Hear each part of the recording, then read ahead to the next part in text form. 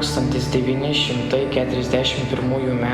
birželio 14, trečia nakties. Niekas nežadėjo nelaimės šią tykią priešaušrio valandą, tačiau jie jau įsliūkino į tūkstančius namų, ramiai prieš dienos darbus besiilsinčių sodybų, į tūkstančių šeimų, nė nenujautusių, kad ši paskutinė nakties valanda daugeliui taps ilgesingais prisiminimais apie tai, kai visi dar buvo drauge.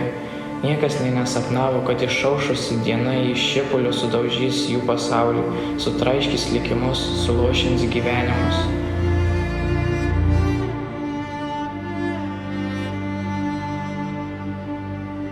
Sapnai – tai pats gražiausias mano žodis. Sapnuose vis parbėgdavau į žydinčią pienių pievą. Ak, kokie tai buvo sapnai! Pienių pieva ir žydintys medžiai. Mano sapnų Lietuva – tai begalinis žydintis sodas. Medžių balti ir rausvi debesynai ir nameliai tarp jų. Prie kiekvieno grūdų darželis ir kaip salos, žali ir geltoni rugių laukai.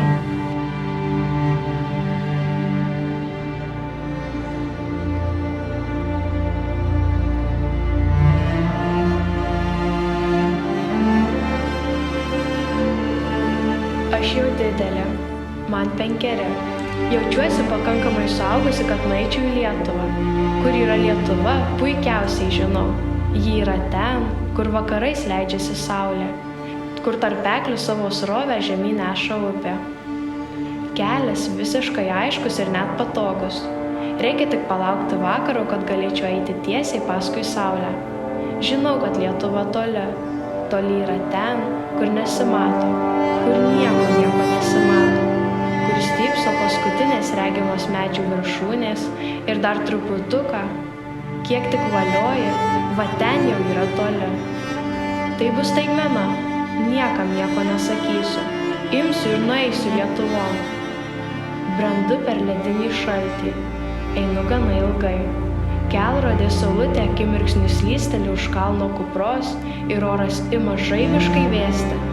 Niekis, aš su paltuku, juk rugpjūčio pabaiga. Tolybių pabaigos neregėt, Lietuvos taip pat. Tik virš galvos ratu suka 2 didžiuliai paukščiai. Aš mažas viščiukas ir kalnų ereliai virš mano galvos reiškia tik grėsmę, nieko daugiau. Jaučiu, kaip manyje pamažu trinasi ir nyksta vaikiško optimistinė programėlė pavadinimu Viskas bus gerai. Suprantu, kad viskas gali būti ir blogai, čia ir dabar, arba ten ir paskui. Nors esu jau didelė, imu bliauti. Sriūbčiau ir kūkčiauju garsiai, juk vis tiek niekas negirdi. Žinau, ką reikia daryti atėjus nakčiai. Rankomis raunu didžiulius stiebus, darysiu šalašą. Pasikloju storą žolės paklotą ir kuičiuosi šią kaugę kuo giliau.